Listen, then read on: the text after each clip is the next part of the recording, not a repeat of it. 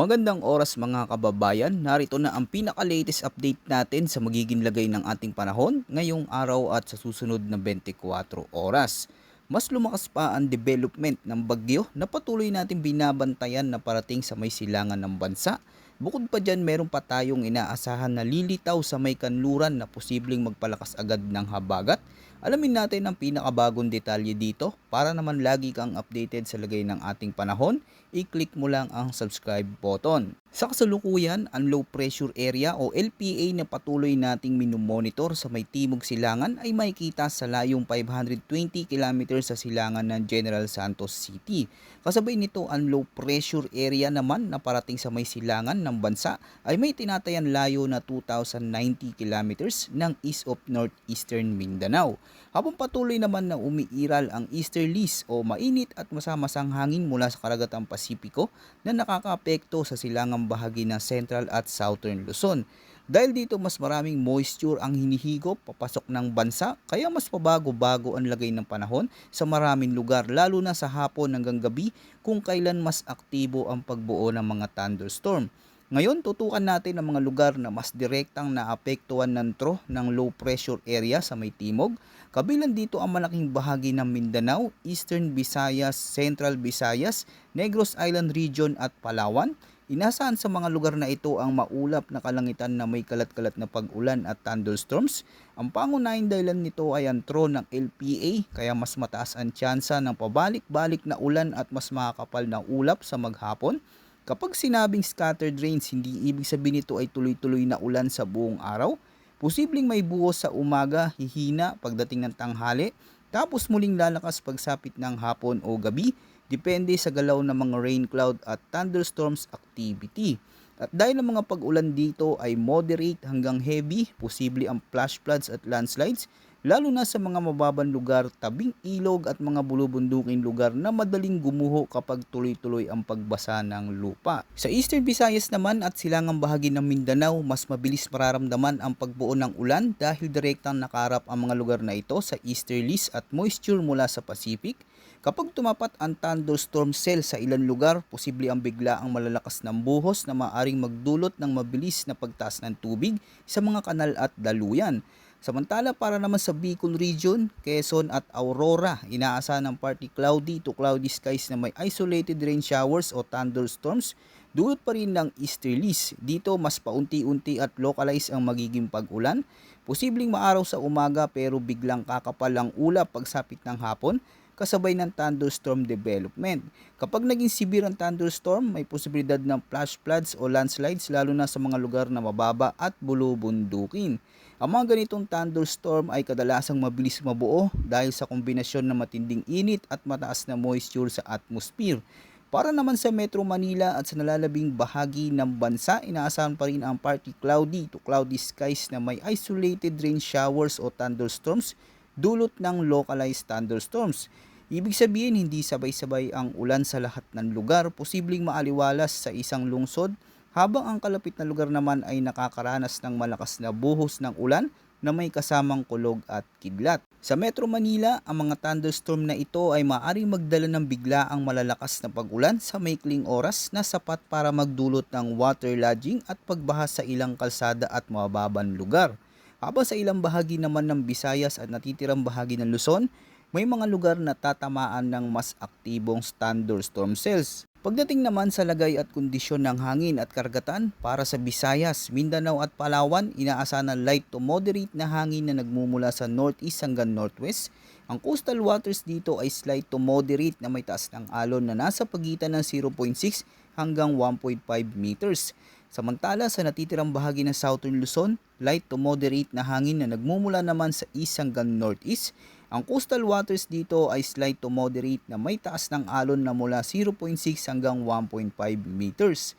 Sa mga mangingisda at maliliit na sasakyang pandagat, pinapayuhan pa rin ang pag-iingat lalo na kung may bigla ang pagkulog o thunderstorm dahil posible nitong palakasin ng hangin at magdulot ng mas maalong dagat sa ilang baybaying bahagi. Para naman sa silangang bahagi ng Northern at Central Luzon, asahan ng light to moderate na hangin na nagmumula sa southeast hanggang southwest. Dito bahagyang mas kalmado ang coastal waters na may taas ng alon na nasa 0.6 hanggang 1.2 meters lamang. At para naman sa natitirang bahagi ng Luzon, inaasahan ng light to moderate na hangin mula southeast hanggang northeast. At ang coastal waters dito ay slight to moderate na may taas ng alon na abot sa pagitan ng 0.6 hanggang 1.5 meters. Sa kabuuan, nanatiling favorable pa rin ang kondisyon ng karagatan para sa karamihan ng mga biyahe ng maliliit na bangka at sasakyang pandagat. Pero gaya ng paalala ng mga otoridad, mahalaga pa rin maging mapagmatsyag lalo na kapag makapal ang ulap at may namumuong thunderstorm dahil mabilis magbago ang kondisyon ng dagat at hangin sa paligid. Ngayon, tutukan naman natin ang latest tropical cyclone threat na nilabas ng Pag-asa para sa week 1 mula May 21 hanggang May 27. Pinapakita ng forecast na ang TCLB number 1 ay posibleng mabuo sa pagitan ng eastern boundaries ng Ticad. Sa ngayon, nanatiling low to moderate pa lamang ang chance na ito ay maging isang ganap na tropical cyclone sa loob ng forecast period. Ibig sabihin, wala pang direktang epekto sa kalupaan ng bansa sa ngayon, pero mahalagang bantayan ang sistema dahil nasa bahagi ito ng karagatan kung saan posible pa itong mas lumakas habang patuloy na lumalapit. Sa forecast satellite, makikita na ang area of potential development ay nanatiling nasa silangan ng PAR. Kapag mas naging organisado ang sirkulasyon nito, posible itong kumilos pakanluran o northwestward depende sa magiging steering flow ng atmosphere sa mga susunod na araw. Pagdating naman ng week 2, mula May 28 hanggang June 3, mas nagiging aktibo ang forecast scenario. Ayon sa models, ang TCLB number 1 ay posibleng pumasok sa eastern portion ng PAR habang unti-unti itong kumikilos papalapit sa Philippine Sea. Gayunpaman, inaasahan ding maaari itong mag-recurve o posibleng lumihis pahilagang bahagi habang nasa karagatan pa lamang. Sa ngayon, nanatili pa ring low to moderate ang posibilidad na maging ganap itong tropical cyclone. Pero dahil pagpalapit ito sa vicinity ng PAR, mas magiging malaga ang monitoring lalo na sa eastern seaboard ng Luzon at Visayas. Bukod pa dito, may isa pang binabantayang sistema na tinatawag na TCLB number 2 na posibleng mabuo sa western boundary ng PMD o monitoring domain sa week 2. Sa ngayon, mababa pa ang posibilidad na ito'y maging bagyo pero patuloy pa rin itong binabantayan dahil mabilis magbago ang kondisyon lalo na kapag mas aktibo ang southwest at easterly flow. At kung sisilipin naman natin ang mas malawak na weather model guidance, marami sa mga member models ang nagpapakita na kahit may posibilidad ng development o posibleng pagbuo ng bagyo sa mga susunod na araw, mas tumataas naman ang chance na ito ay lumihis at kumilos pahilaga habang nasa karagatan pa lamang. Sa ngayon, ang ruta na nakikita sa maraming model runs ay dadaan sa Philippine Sea at posibleng bahagyang lumapit sa silangang bahagi ng bansa. Sa kasulukuyang senaryo, hindi pa nakikita ng karamihan sa mga guidance ang direktang landfall sa kalupaan ng bansa. Ibig sabihin, may posibilidad ng paglapit at pagdaan nito sa mas malapit na bahagi ng silangang karagatan ng bansa. Pero ang mas dominanteng signal sa ngayon ay ang unti-unti nitong pag-akyat, pahilaga habang papunta sa mas mataas na direksyon. Gayunpaman, mahalagang tandaan na malayo pa ang forecast window kaya marami pang pwedeng magbago sa magiging galaw nito.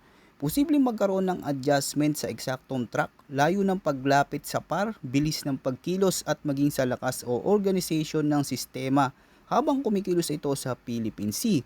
Bukod dito, may isa pang sistema na binabantayan sa kanlurang bahagi ng monitoring domain. Ito ay isa pang posibleng bagyo na maaring mabuo sa mga susunod na linggo o araw.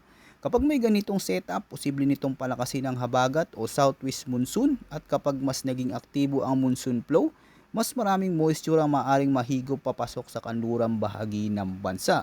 Sa ganitong senaryo, posible ang pagbabago sa distribusyon ng ulan sa bansa. Ang ilang lugar sa western sections ng Luzon at Visayas ay maaaring makaranas ng mas madalas at mas malalakas na pag-ulan, lalo na kung mas lalakas pa ang habagat sa mga susunod na araw. Habang sa silangang bahagi naman ng bansa, patuloy pa rin binabantayan ng mga weather disturbance sa Pacific dahil maaari pa rin silang magdala ng makakapal na ulap, pag-ulan at mas aktibong kondisyon ng panahon depende sa kanilang magiging track at development. Kaya manatiling nakatutok para sa mga susunod pa nating weather updates dito sa ating channel.